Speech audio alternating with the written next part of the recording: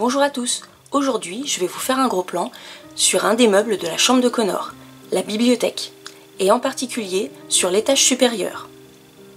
C'est parti!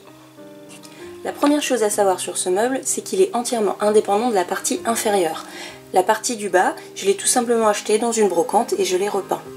Pour la partie du haut par contre, il est fait entièrement à la main. C'est composé de plusieurs pièces de carton. Je vais vous expliquer tout de suite après comment faire.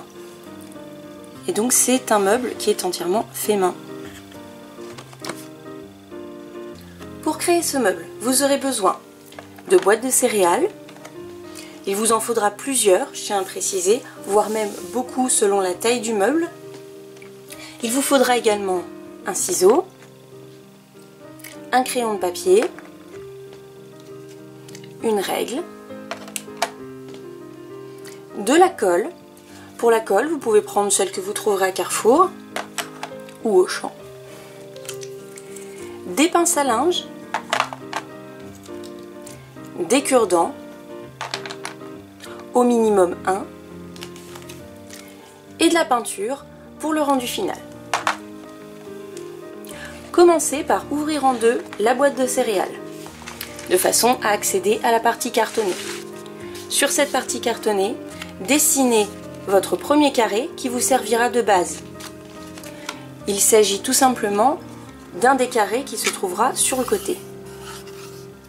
Donc prenez les dimensions de la bibliothèque que vous désirez, la longueur, la largeur, vous tracez le contour sur la base et vous commencez pour faire votre premier carré.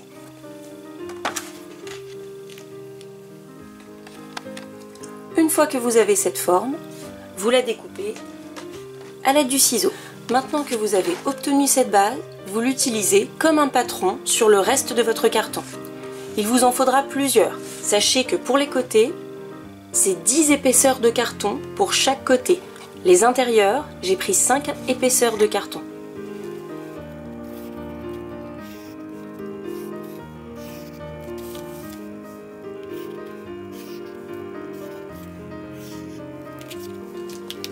Une fois que vous avez découpé toutes vos formes, vous allez pouvoir les coller ensemble.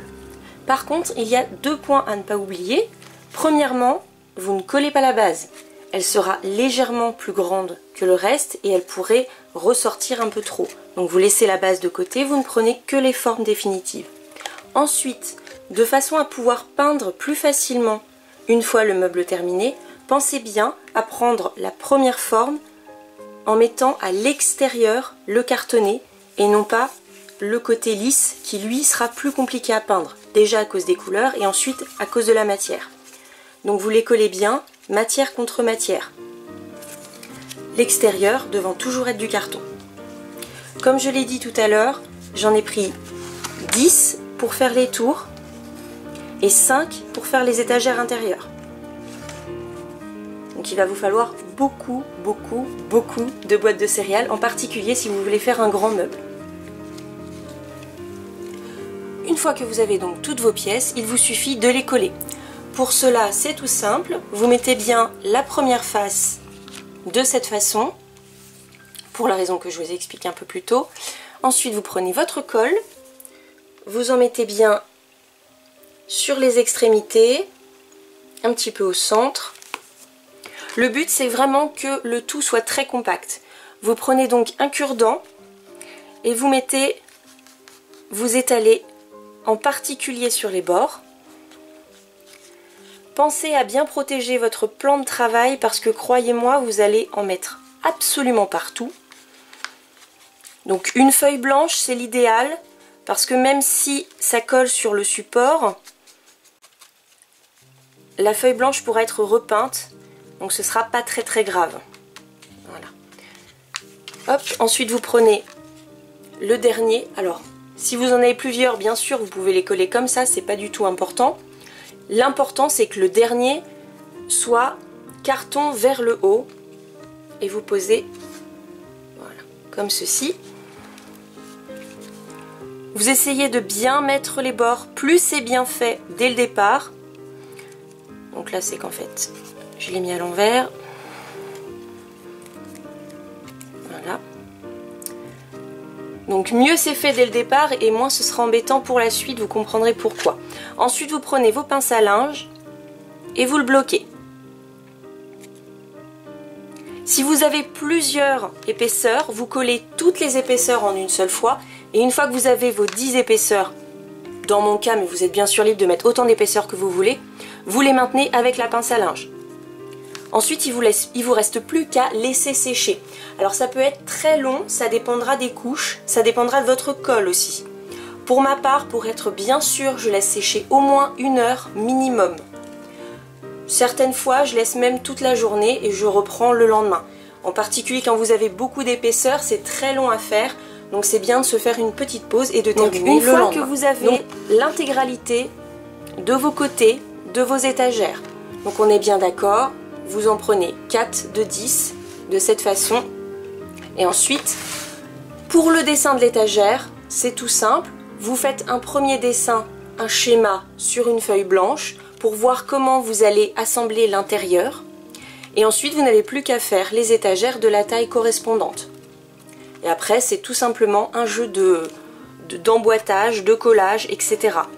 Pour coller les bords, vous vous équipez plutôt d'une colle forte, type super glue ou autre, de façon à ce que les bords soient vraiment bien collés et que ça ne risque rien, que ça ne risque pas de se décrocher.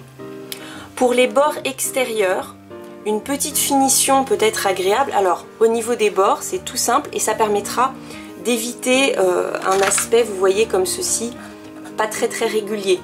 Donc vous prenez tout simplement une feuille de papier très basique, une feuille de papier blanche, et vous la collez dans le coin. Donc vous la découpez à la bonne largeur, vous la collez et vous l'enveloppez de cette façon. Vous voyez, vous la voyez très légèrement.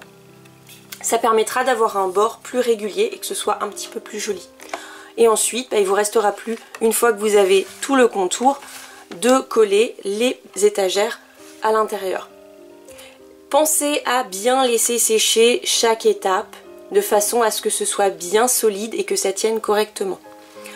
Ensuite, il ne vous restera plus qu'à faire le fond et je vais vous expliquer comment. Alors, une fois que vous avez terminé d'assembler le meuble, c'est-à-dire que vous avez assemblé les 4 contours et l'intégralité des étagères, il vous manque toujours le fond.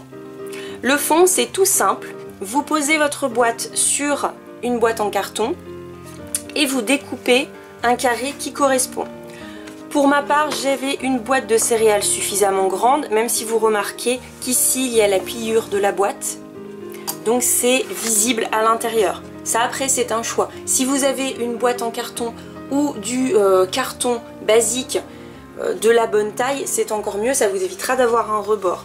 Donc il vous suffit juste donc, de couper un carré qui correspond à la taille de vos étagères. Ensuite, vous le placez à l'intérieur, vous ne le collez pas pour le moment, vous le placez simplement. Et avec un crayon, vous allez venir délicatement faire quelques points de repère à l'intérieur pour se rendre compte de la taille des différentes étagères. Une fois que vous avez fait ça, vous pouvez poser sur le côté votre étagère terminée et il vous reste donc votre fond. Ensuite, votre fond, eh bien, il ne vous reste plus qu'à le peindre avec de la couleur type gouache. Tout simplement, si vous voulez faire un effet aquarelle, vous pouvez faire avec un effet aquarelle, etc. Ça, il n'y a pas de problème, c'est simplement de la peinture. Donc c'est à vous de faire venir votre imagination. Moi, j'ai choisi un nuancier de gris et j'ai ajouté une petite touche de rose. Mais ça, après, c'est à vous de voir. Pareil pour le schéma des étagères, c'est à vous de le faire. C'est pas définitif. Si vous avez envie de grandes étagères, de petites étagères, etc. Comme vous voyez, elle est modulable, je peux la mettre dans tous les sens, ça fonctionne dans tous les sens. Donc ça, après, c'est à vous de voir quand vous faites votre schéma. Des étagères dont vous avez besoin, pensez, si vous avez déjà prévu de mettre certains gros objets, etc., de permettre qu'ils tiennent dedans. Donc pensez à faire de grandes étagères si vous avez de grands objets à mettre.